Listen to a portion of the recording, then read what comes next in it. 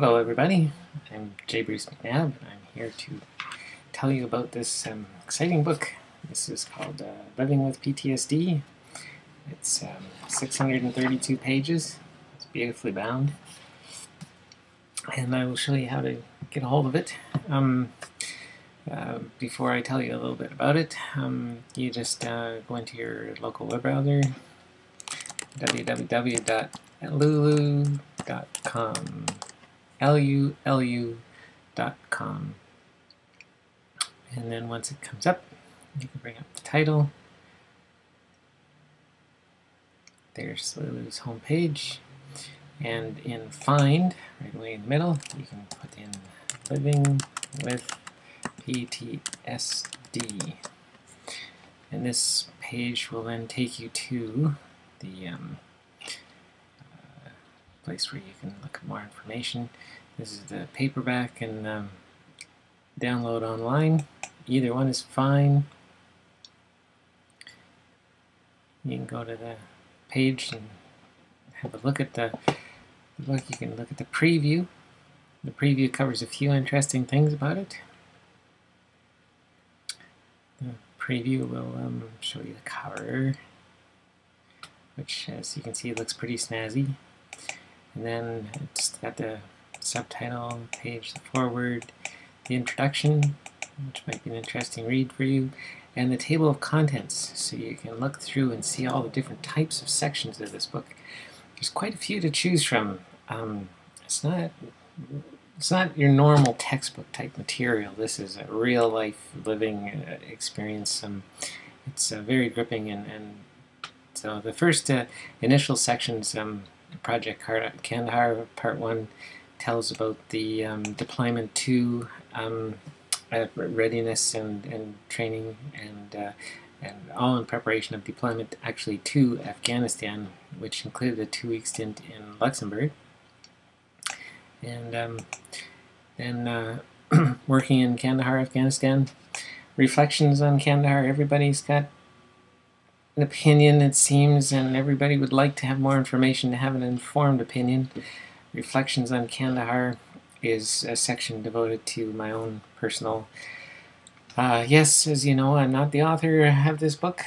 It is written by a person called R.T. Baker, but it's largely made up of notes that I have made and submitted for publication. So I'm happy to promote the book on its behalf. And then the book gets very deep. So after the first 76 pages, which is an introduction to Afghanistan working, and so it contains some interesting thoughts, then it goes to looks at the traumatic experiences in general, and then it's an actual record of the experience, PTSD. There's a section called Significant Incident Records. What these were every time something happened, I want to say to the health professionals that were treating me for PTSD, what happened? And part of having a scrambled brain and not being able to keep track of everything in the office, not go blank, when I was there, I decided, well, let's write down as soon as something happened, what happened. And it's very personal, it's very intimate. It was never expected to be shared, other than the therapists, especially publicly.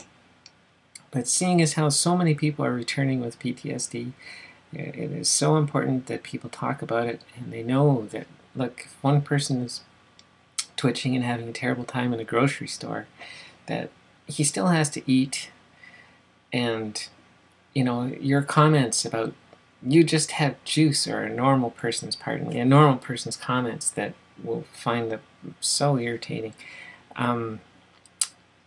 It's because it has a very difficult time reconnecting to family, to people, to normal life, and it's quite an ordeal, quite a process. So it does a very very insightful look. Now, during the treatment, it's ongoing as this book and everything is being written and submitted. So so what happens is there's another section. As you can see, the SIRs are quite extensive.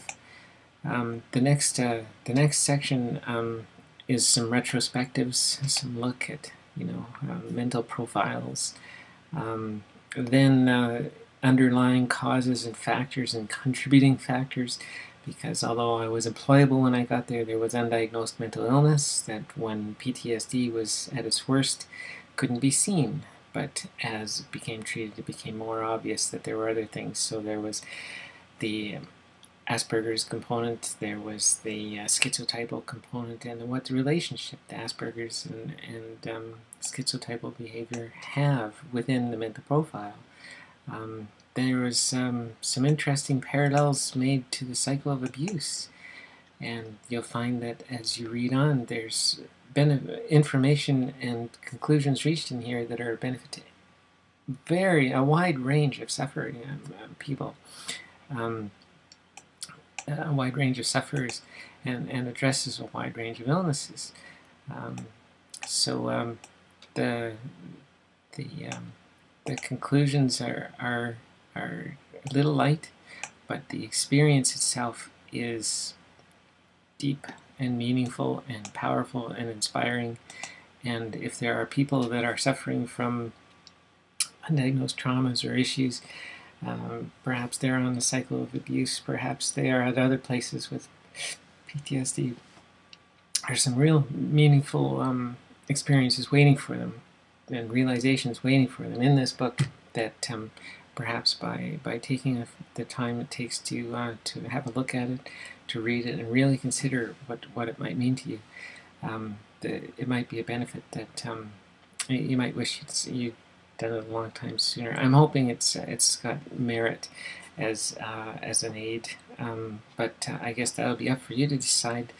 It was very personal and difficult putting the story out there for you, and now that it is there, I certainly hope you find it, and I certainly hope that you realize and see that PTSD is a lot more pervasive than people think, and what exactly the condition means, and what it's like living with it.